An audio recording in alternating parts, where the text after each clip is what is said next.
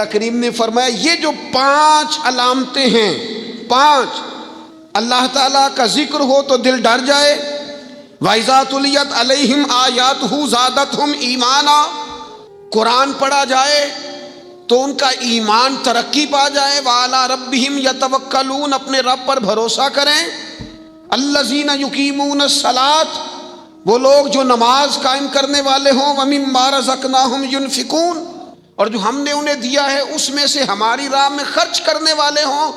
فرمایا جن لوگوں کے اندر یہ 5 علامتیں پائی جائیں گی، اولئک ھم المؤمنون حقا، فرمایا یہ سچے مومن ہیں۔ کرتے پھریں اپنے حساب سے لوگ تشریح نکالتے پھریں کہ میرے سے اچھا مسلمان کون ہوگا، لیکن رب کا قرآن کہتا ہے اپنا محاسبہ کر کے دیکھ لو، اس کا ذکر ہو تو دل ڈرتا ہے، اپنا محاسبہ کر کے دیکھ لو، قرآن کی آیتیں پڑھی جائیں تو ایمان میں ترقی ہوتی ہے۔ اپنے آپ سے پوچھ لو رب پر بھروسہ کتنا ہے، اپنے آپ سے سوال کرو نماز قائم کرنے میں تمہارا معیار کیا ہے، یہ دیکھو کہ تم اللہ کے راہ میں خرچ کرنے کے معاملے میں کتنے سخی واقع ہوئے ہو۔ اگر یہ 5 باتیں پائی جاتی ہیں تو اولئک ھم المؤمنون حقا، میرا رب فرماتا ہے یہ وہ سچے مومن ہیں جنہیں رب سچا مومن فرماتا ہے۔ یہ اللہ کا فیصلہ ہے کہ اولئک ھم المؤمنون حقا، یہ سچے مومن ہیں، یہ سچے مومن ہیں، یہ سچے مومن ہیں۔ اللہ کہتا ہے یہ ہیں جو میں تمہیں بتا رہا ہوں، یہ ہیں میرے بندے، یہ سچے مومن۔ یا اللہ تو انہیں کیا دے گا، کیا عطا کرے گا جب تو کہہ رہا ہے کہ اولئک ھم المؤمنون حقا، یہ سچے، یہ قرآن مجید کا مزہ تو لو یار کتنا زیادہ ہے، یہ سچے مومن ہیں۔ یا اللہ تو کیا دے گا انہیں، فرمایا لہم درجات عند ربہم، ان کے درجے ان کے رب کے پاس ہیں۔ اس کا ایک معنی مفسرین نے یہ کیا ہے، یہ جو کہا نا لہم درجات عند ربہم، ان کے درجے ان کے رب کے پاس ہیں، مالک فرماتا ہے اس کا ایک معنی مفسرین نے یہ کیا، یہ تو تمہیں قیامت میں پتہ چلے گا کہ رب انہیں کیا کیا عطا فرمایا۔ لہم درجات عند ربہم، تمہیں کیا بتائیں اللہ انہیں کیا دے گا، ان کے درجے ان کے رب کے پاس ہیں، اس نے لکھ دیا ان کا اجر، طے کر دیا ان کا انعام، ان کے لیے مالک کریم نے اپنی رحمت سے فیصلے کر دیے کرم والے۔ ہاں تم اگر دنیاوی طور پر دیکھنا چاہو، تم اگر سمجھنا چاہو تو فرمایا وَمَغْفِرَةٌ وَرِزْقٌ کریم، ان کے درجے ہیں ان کے رب کے پاس، اور ان کے لیے بخشش ہے، جو خطائیں ہو گئیں بھول کے وہ اللہ معاف کر دے گا، ان کے لیے بخشش ہے۔ اور یہ مت سمجھنا کہ صرف آخرت میں ہی نتیجہ ملے گا، یہ مت سمجھنا صرف بخشش ہی ملے گی، یہ مت سمجھنا کہ صرف اخروی زندگی ہی بہتر ہوگی، برزق کریم، فرمایا ان کے لیے عزت والی روزی ہے۔ اوئے ہوئے ہوئے، اللہ کرے آپ سمجھیں قرآن مجید کا مزہ۔ ورزق کریم، انہیں میں باعزت رزق عطا کروں گا، روزی بھی ملے گی پر کہیں رسوا نہیں ہونا پڑے گا، روزی ملے گی پر ذلت والی نہیں، ورزق کریم۔ کبھی پلٹ کے دیکھو نا رب کے بندوں کی شان، اللہ انہیں رزق عطا فرماتا ہے تو عزت والا عطا فرماتا ہے، وقار والی روزی میں دوں گا، وقار والی۔ بس تم 5 چیزیں پیدا کرو اپنے اندر۔ ایک تو یہ دیکھو جب رب کی یاد ہوتی ہے تو دل ڈرتا ہے کہ نہیں، قرآن پڑھا جاتا ہے تو ایمان مضبوط ہوتا ہے کہ نہیں، تمہارا رب پر بھروسہ کتنا ہے، اعتماد خالق کتنا ہے، یہ اپنے اندر پیدا کرو۔ اور فرمایا نماز قائم کرو، اللہ کے راستے میں خرچ کرو، تم یہ 5 چیزیں پیدا کرو، رب کہتا ہے مومن بھی تم پکے ہو، درجے بھی بڑے دوں گا، جو خطائیں غلطی سے ہو گئیں وہ معاف بھی کر دوں گا، ورزق کریم، روزی ملے گی عزت والی۔ یہ کامل مومن کی نشانیاں قرآن مجید سورہ انفال میں بیان۔ ہم نا بعض ایسی چیزوں کا آہستہ آہستہ شکار ہوتے جا رہے ہیں جن میں ہمیں انتہائی زیادہ سمجھداری کی ضرورت ہے، معاملہ فہمی کی ضرورت۔ بندہ مومن کیا ہوتا ہے، اس کی علامتیں ہوتی ہیں، اس کی شانیں ہوتی ہیں، مومن کا ایک اپنا وقار ہوتا ہے، اس کی اپنی ایک الگ وزاداری ہوتی ہے، اس کا ایک اپنا اللہ تبارک و تعالیٰ نے سٹیٹس بنایا ہوتا ہے۔ ہمیں اپنا معیار قائم کرنا چاہیے، اور معیار وہ قلب سے قائم ہوگا، وہ روح سے قائم ہوگا، وہ باطن سے قائم ہوگا۔ بندہ مومن کا مقام سب سے پہلے اسے خود پتہ ہونا چاہیے کہ میرا توکل کتنا مضبوط ہے۔ اسے خود پتہ ہونا چاہیے، مجھے نہیں پتا آپ میں سے فجر کس کس نے پڑھی ہے، مجھے تو اپنا پتہ ہے۔ یہ ہمیں خود پتہ ہونا چاہیے کہ ہمارا معیار کیا ہے نماز کے معاملے۔ میں نہیں جانتا آپ کی جیبوں میں کتنا ہے اور آپ کتنا اللہ کی راہ میں خرچ کرتے ہیں، یہ بندے کا رب سے رشتہ ہے، یہ آپ جانے، آپ کا خدا جانے، میں جانوں، میرا رب جانے۔ اللہ کی ذات پر بھروسہ کتنا ہے، یہ لوگوں سے نہ پوچھتے پھریں، لوگوں کو نہ بتاتے پھریں، یہ تو دل کا معاملہ اپنے آپ سے پوچھیں، اپنے آپ کو خود اپنے سامنے کھڑا کریں، اپنا حساب خود کریں، اپنے سے کبھی کبھی سوال و جواب کریں، اپنے سے گفتگو کریں۔ پر کیا کریں، ہم ساری زندگی اپنا دنیاوی معیار ہی ٹھیک کرتے رہے، اپنے پیسوں کا حساب ہی لگاتے رہے، گھر، مکان، گاڑی، سٹیٹس، آنا جانا، سلام دعا کتنی ہے، یہ ساری چیزیں جن لوگوں کی مضبوط ہیں نیند ان کی کچی ہے۔ دنیاوی سٹیٹس جتنا لوگوں کا مضبوط ہے، سوچیں ان کی ٹوٹی ہوئی ہے، نظریات بکھرے ہوئے ہیں، لفظوں اور جملوں میں کمزوری ہے، باتیں جو ہیں وہ محسوس ہوتا ہے کہ ابھی تک یہ بندہ اطمینان ہی نہیں حاصل کر سکا زندگی میں، ابھی تک کوئی گفتگو پکی نہیں، کسی بات میں وزن نہیں، کسی جگہ ٹھہراؤ نہیں، کب ہوگا؟ رب کہتا ہے پہلے اپنے دل سے پوچھ، یہ ادھر ادھر کی باتوں سے تو ڈرتا ہے، یہ رب سے کتنا ڈرتا ہے۔ پتہ ہے نبی پاک علیہ السلام کے صحابہ کا سٹیٹس کیا تھا، معیار کیا تھا رب سے ڈرنے کا؟ دو چیزیں ایمان کو مضبوط کرتی ہیں، ایک رب سے ڈرنا، ایک اس کی رحمت کی امید رکھنا۔ اللہ تعالیٰ کی رحمت کی امید بھی رج کے رکھنی ہے، اور اس سے ڈرنا ہے تو پھر بھی ذرا صحیح کر کے ڈرنا ہے، کچا پکا نہیں ڈرنا، ڈرنے کی کہانی نہیں بنانی کہ ہو جی اللہ سے ڈر لگتا ہے، وہ ڈرنا ہے۔ اس ڈرنے سے مطلب ہو کہ اعمال سنورے، اخلاق کردار کے معاملے میں انسان مضبوط ہو جائے، دیانتدار ہو جائے، سچائی والا ہو جائے، صبر و تحمل والا ہو جائے۔ امید بھی رج کے رکھنی ہے، ڈرنا بھی رج کے ہے۔ ایک بات ہے سیدنا عمر کی، شیر کی باتیں شیروں جیسی، حضرت فاروق اعظم کی ایک بات اس مضمون پر بڑی طاقتور ہے۔ حضرت عمر فرمایا کرتے تھے مجھے اپنے رب کی رحمت سے امید اتنی ہے کہ نبیوں، رسولوں، پیغمبروں کے بعد اگر یہ اعلان ہوا نا کہ ساری دنیا کے لیے فیصلہ اور ہے، ایک بندہ صرف جنت میں جائے گا، حضرت عمر کہتے ہیں مجھے پکا یقین ہے رب بڑا مہربان ہے، عمر کو جنت دے گا، یہ میری امید ہے اپنے مالک سے، وہ بڑا کریم ہے، مجھے پتا ہے میرے اوپر بڑی رحمت کرتا ہے، مجھ سے میرا مالک بڑا پیار کرتا ہے، اس نے کہنا چل تو کمزور ہے سب سے، تو جنت میں جانا۔ فرمایا جو بغیر حساب کے کہ جنت میں جائے گا، لگتا ہے میرے اوپر کرم کرے گا میں جاؤں گا، لیکن حضرت عمر کہتے ہیں مجھے ڈر اتنا لگتا ہے، اس لیے کہ جتنا کریم ہے نا اتنا بے نیاز بھی ہے، تے بے پرواہ نال یاری لا کے پیندے نے دکھ سہنے۔ کہتے ہیں اس کی بے پرواہی سے اتنا ڈرتا ہوں کہ اگر قیامت میں اعلان ہوا نا سب جنت میں چلے گئے، ایک رکے اس کا حساب سخت ہے، اس سے باز پرس کرنی ہے، استفسار کرنا ہے، ایک رکے۔ حضرت عمر کہتے ہیں مجھے ڈر لگتا ہے کہ وہ بندہ میں ہی ہوں گا جسے روک لیا جائے گا، کہ تو ٹھہر پہلے تیرا حساب لمبا ہے۔ امید بھی رج کے اور خوف بھی رج کے۔ کچھ لوگ صرف خوف کا شکار ہیں، وہ بھی ٹھیک نہیں، کچھ نری امید ہی امید کی بات کرتے ہیں، ڈرتے نہیں۔ الایمان بین الخوف والرجاء، ایمان خوف اور امید کی درمیانی کیفیت کا نام۔ اپنے آپ کو دیکھیں، اپنے اوپر غور کریں، اپنے دل کا معیار چیک کریں۔ بندہ مومن کی کچھ علامتیں ہوتی ہیں، اس کی کچھ شانیں ہوتی ہیں، ان شانوں پر غور کریں۔ ہم نا جب تک اپنے باطن کو مضبوط نہیں کر لیتے، جب تک ہم روحانیت کی مضبوطی اپنے اندر پیدا نہیں کر لیتے، اور جب تک ہم روحانی طور پر طاقتور نہیں ہو جاتے، آپ لاکھوں روپے کا جوڑا پہن لیں اور آپ کا قد بڑا اونچا ہو اور آپ کا چہرہ بڑا روشن ہو، لیکن اندر اگر نور نہیں ہے نا میرے دوست، تو لوگ تو ہو سکتا ہے آپ کی فوٹو بڑے شوق سے کھینچیں کہ بڑا قد کاٹ ہے، لیکن آپ بے قرار ہیں۔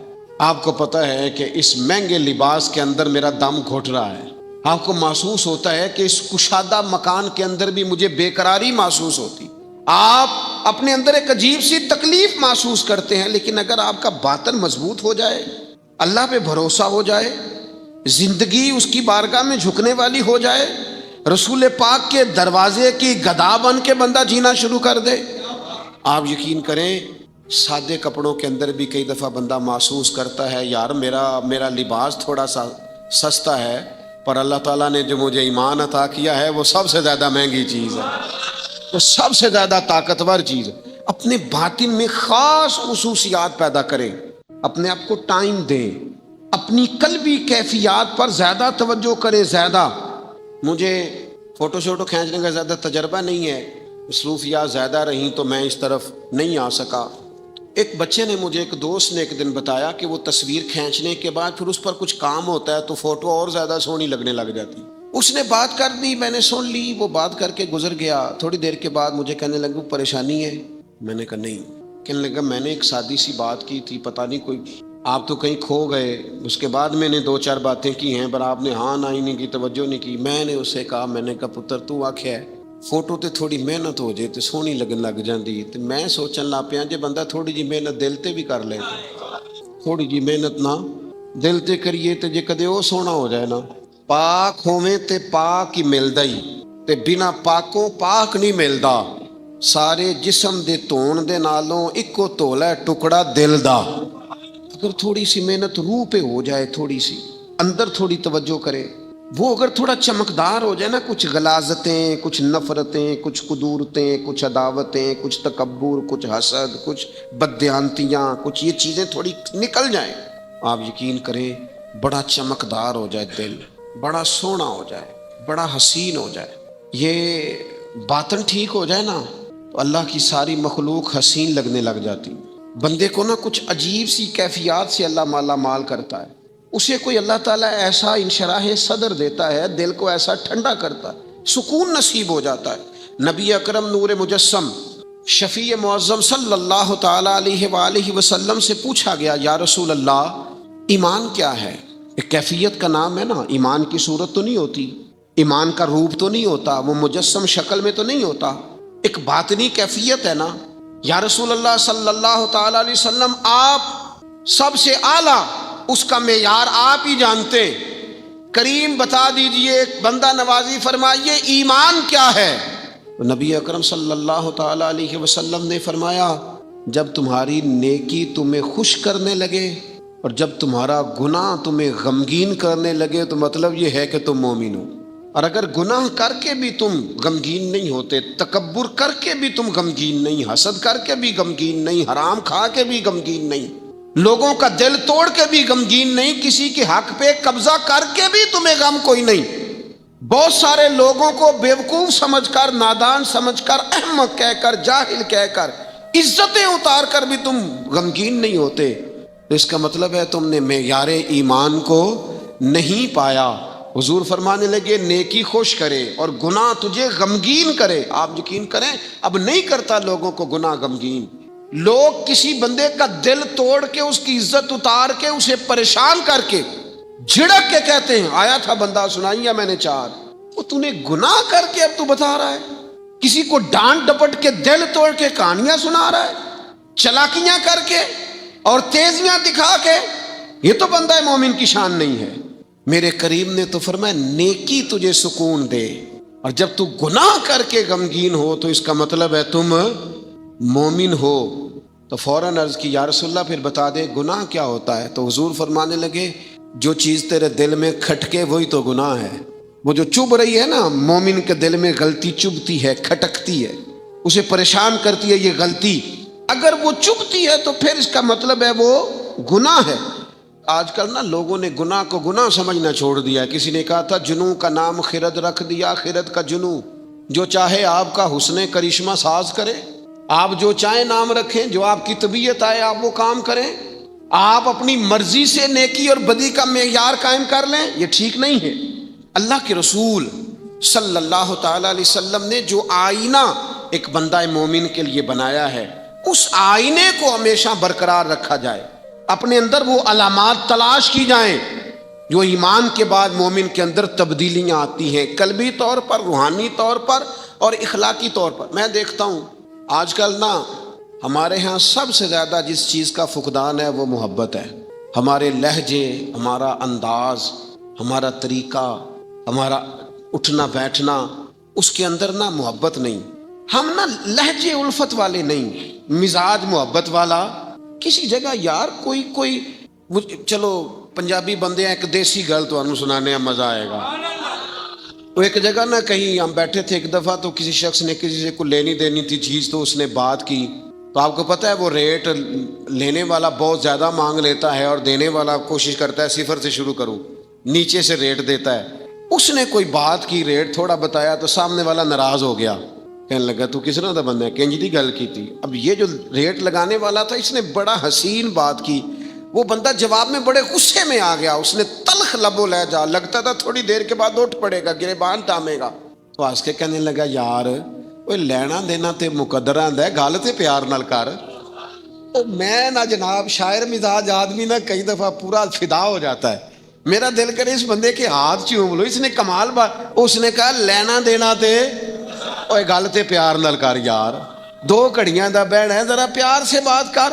کیا ہو گیا تجھے، ملنے آئے ہیں، غنیمت جانیے مل بیٹھنے کو، جدائی کی گھڑی سر پر کھڑی ہے، ابھی الارم بجے گا اٹھ کے تو اپنے گھر میں اپنے گھر. او بات تو پیار سے کر، او بول تو محبت کے ساتھ.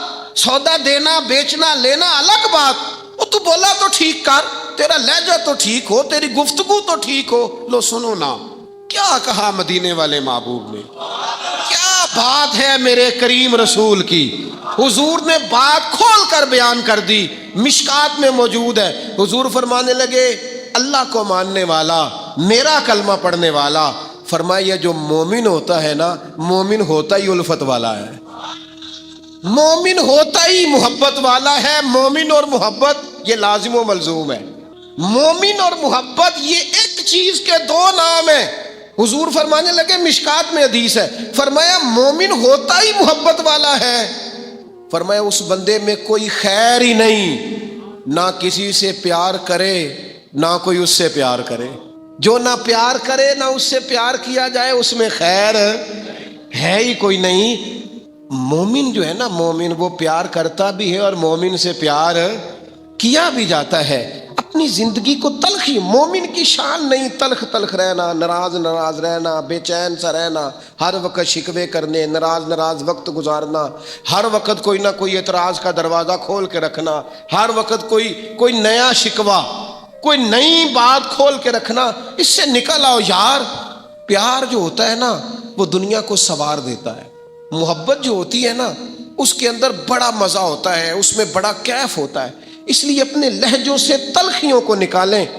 ہمارے یہاں نا ایک بہت بڑا مسئلہ ہے، بالخصوص ہم جو صوفیاء کی جماعت ہے نا، اس میں بعض لوگوں کا خیال ہے کہ میں نا فلاں درود پاک پڑھوں گا تو نبی پاک کے قریب چلا جاؤں گا. کوئی شک نہیں، درود پڑھنے سے حضور کا قرب ملتا ہے. بعض لوگوں کا خیال ہوتا ہے کہ نعت شریف کی برکت سے محبوب کے قریب جاؤں گا. کوئی شک نہیں، نعت پڑھنا اور نعت سننا یہ بندے کے دل کو حضور کی محبت کے اندر بڑا مضبوط کر دیتا ہے. کچھ لوگوں کا معیار ہوتا ہے کہ میں اتنے وظائف اس ٹائم میں مکمل کروں گا تو میں نبی پاک کے قریب جاؤں گا. تو حضور نے تو خود بتا دیا میرے قریب کون ہے. درود پاک پڑھنے والے کو بھی قریب بیان کیا حضور نے. جہاد کرنے والا، عبادت کرنے والا، ریاضت کرنے والا، دین کی خدمت کرنے والا، یہ سب حضور کے قریب ہیں. اور نبی پاک علیہ السلام نے فرمایا تم میں سے، یہ بخاری ہے، فرمایا تم میں سے میرے یہاں میرے قریب سب سے محبوب وہ شخص ہے جس کے اخلاق زیادہ اچھے ہیں، جس کا رویہ لوگوں کے بارے میں ٹھیک ہے، جس کی نیتیں، ارادے، لہجے لوگوں کے حق میں نرم ہے، وہ میرا محبوب ہے. حضور فرماتے ہیں میرا محبوب ہے، میرا وہ پیارا بندہ ہے، وہ میرا محبوب ہے امتی. حضور کا محبوب بننے کا بہترین طریقہ یہ ہے کہ اپنا اخلاق ٹھیک کیا جائے. ایک بات اور کرنی ہے، جو دور میرا اور آپ کا دور ہے نا، یہ تیز لوگوں کا دور ہے، چالاک لوگوں کا دور ہے. لوگ ایسی بات سناتے ہیں کہ بندہ حیران ہو جاتا ہے. چالاک مزاج، تیز طبیعت. میں نے اپنی زندگی میں بڑے بڑے تیز لوگ ناکام ہوتے دیکھے اور بڑے بڑے بھولے بندے سیدھے سادے. لیکن ان لوگوں کو اللہ تعالیٰ نے اتنا نوازا ہے، اتنا کرم فرمایا ہے.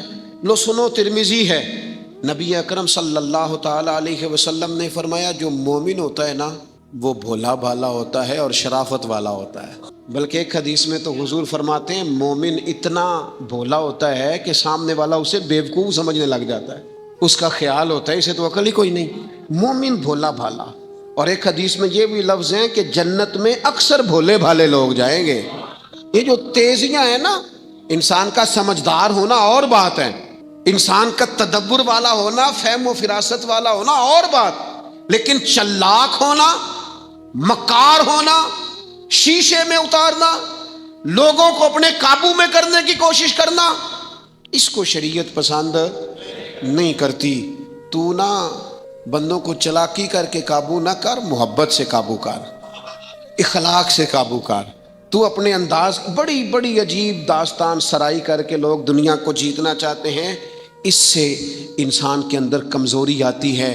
کچھ جگہ ایسی ہوتی ہیں جہاں تیزیاں، مجھے ایک بات میرا بڑا دل کر رہا ہے، کر لوں، ٹائم تھوڑا رہ گیا ہے۔ حضرت خواجہ معین الدین صاحب چشتی رحمۃ اللہ علیہ نا، خواجہ قطب الدین صاحب بختیار کاکی رحمۃ اللہ علیہ سے ملنے کے لیے یہاں آئے، دلی میں اپنے مرید سے ملنے۔ سب لوگوں سے ملاقات ہوئی تو ایک شخصیت ایسی تھی جن سے خواجہ صاحب کا خیال تھا ملاقات ہوگی، لیکن ملاقات نہ ہو سکی۔ خواجہ صاحب خود ملنے چلے گئے، وہ بھی کوئی دینی تعارف رکھتے تھے۔ آپ نے فرمایا ملنے کیوں نہیں آئے؟ وہ کہنے لگے کیسے ملنے آتا، یہاں میرا بڑا روب تھا، مجھے لوگ جانتے تھے، لیکن آپ نے قطب الدین کو یہاں بٹھا دیا ہے، سب لوگوں کی توجہ ہی ان کی طرف ہو گئی ہے، تو میں کیسے ملنے آتا؟ خواجہ معین الدین صاحب رحمۃ اللہ علیہ خواجہ قطب صاحب سے فرمانے لگے بیٹے کسی کا دل توڑ کے کام نہیں کیا جاتا دین، تو سامان باندھ چلے، تو میرے ساتھ اجمیر چل، دلی رہنا ہی نہیں۔ ہم نے کہا حضور جو حکم ہو۔ انہوں نے سارا سامان سمیٹا، اونٹوں پہ رکھا، روانگی ہونے لگی۔ جب دلی سے باہر نکلے نا شہر سے، تو سارا شہر امڑ آیا، حتیٰ کہ بادشاہ وقت بھی منتیں کر رہا ہے، لوگ رو رہے ہیں حضور خواجہ قطب کو نہ لے کے جانا۔ اس شخص کے درد نے پورے شہر کو درد والا بنا دیا، اس کی تہجد کے وقت کی دعاؤں نے بڑے لوگوں کو مصلی پہ کھڑا کر دیا۔